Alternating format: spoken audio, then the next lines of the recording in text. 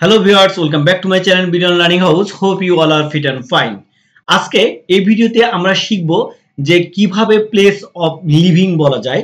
That means আমরা যে জায়গায় বসবাস করি সেই বাসস্থান সম্পর্কে আমরা কিভাবে বলবো সেটা আজকে আমরা দেখব।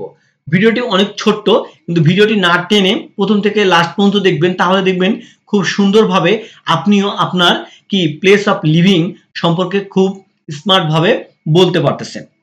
কারণ আমাদের যখন কেউ জিজ্ঞেস করে যে হোয়ার ডু ইউ লিভ বা কেউ জিজ্ঞেস করে যে where you are you from, তখন আমরা খুবই বেসিক ভাবে এর আনসার করি, তাই না?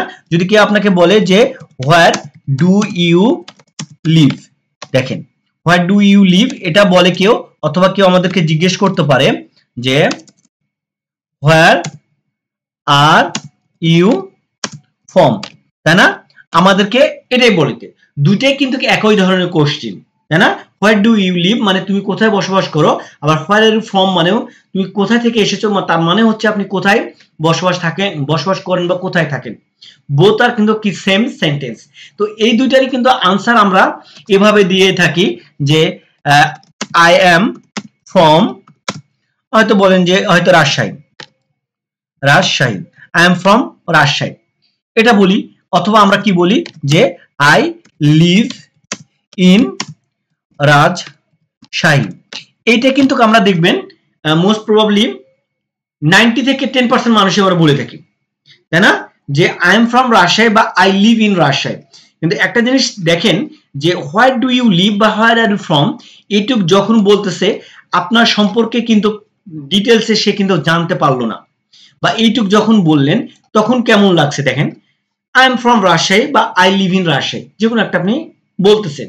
না, আমরা এই দুইটা আনসারকে একটু অন্যভাবে প্রেজেন্ট করব, বা আমরা কি করতেছি, এই যে সিরিজটা প্র্যাকটিস করতেছি সেটা একটা কি নিজের সম্পর্কে ইন্ট্রোডিউসিং করার ক্ষেত্রে কিভাবে আমরা কি প্রথমে গ্রিটিংস করতেছি, তারপরে কিভাবে আমরা নেম বলবো সেটা আমরা শিখেছি, তারপরে আমরা কিভাবে প্লেস অফ লিভিং বলবো সেটা আজকে আমরা শিখবো, বা এই দুইটা কি কোশ্চেনের আনসার শিখবো। ওকে, তো আমরা যদি একটু ভালোভাবে দেখি তাহলে দেখবেন খুব সুন্দরভাবে আমরা এই দুটোর আনসার কিন্তু দিতে পারবো, এবং চমৎকার ভাবে একটু স্মার্ট ওয়েতে। কিভাবে চলেন দেখি। আমরা সরাসরি এভাবে বলবো না, আমরা এটা সরাসরি বলবো না, কিভাবে বলবো দেখেন, আই এম ফ্রম, আপনি যে জায়গায় থাকবেন সেই জায়গার নাম বলবেন। হ্যাঁ, আই এম ফ্রম রাজশাহী বললাম প্রথমে, আপনি যে জায়গাটা বলেছেন না আই এম ফ্রম রাজশাহী, আমি ওটাতে আসলাম Rajshahi, I am from Rajshahi. কিন্তু আমি কি করবো, একটু প্রশ্নটাকে কি আরো একটু এক্সাক্ট করতে চাই, তাহলে কি করবো, একটু বাড়াবো সেন্টেন্সটা। But I currently live at Mirpur in Dhaka.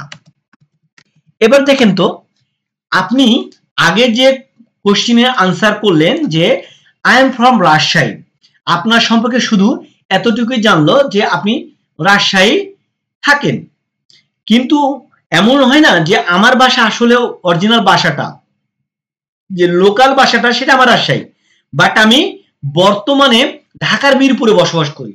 এটাই তো ম্যাক্সিমাম ক্ষেত্র হয়, আমরা যারা জব করি তারা তো এরকম হয় যে আমার বাসা রাজশাহী কিন্তু আমি ঢাকায় থাকি, ঢাকার হয়তো মিরপুরে থাকি, উত্তরায় থাকি, বাড্ডা থাকি, মোহাম্মদপুরে থাকি, আবদুল্লাহপুরে থাকি, ধানমন্ডি থেকে, মানে whatever you can stay, তাই না? কিন্তু আমি যখন এইটা বলতেছি তখন আপনার সম্পর্কে আর কিন্তু নতুন কোশ্চেন করার কি পসিবিলিটি থাকবে না, কারণ আপনি পুরোটা বলে দিয়েছেন। কিন্তু আপনি যখন বলবেন যখন যে আই এম ফ্রম রাজশাহী, তখন শুধু এতটুকু বুঝবে যে আপনি রাজশাহী থেকে এসেছেন, কিন্তু আপনি যে বর্তমানে ঢাকায় থাকতেছেন সেটা কিন্তু সে জানলো না। বাট আপনি যদি এই কথাটা বলেন তাহলে আপনার ডিটেলসটা জেনে গেল যে আপনি আসলে রাজশাহীর লোকাল, বাট আপনি এখন বর্তমানে ঢাকার মিরপুরে বসবাস করেন, right?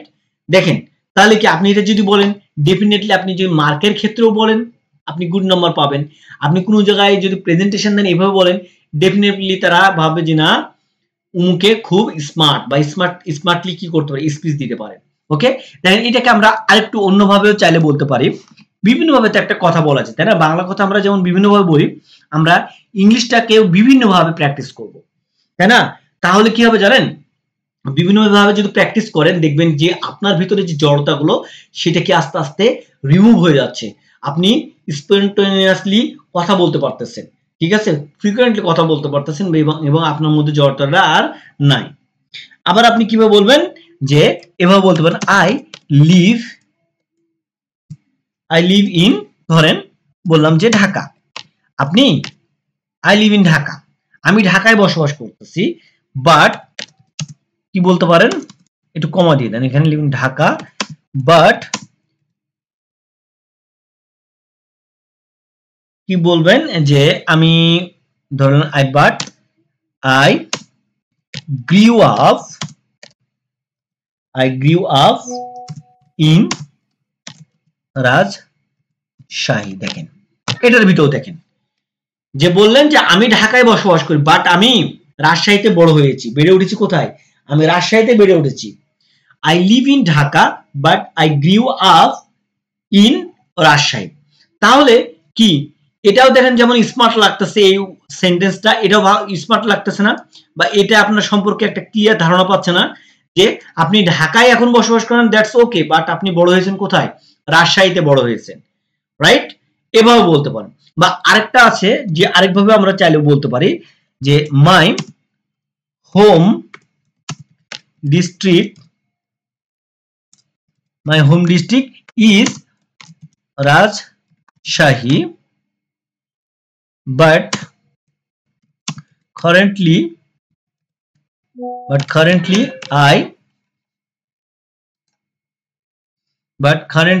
I live at Uttara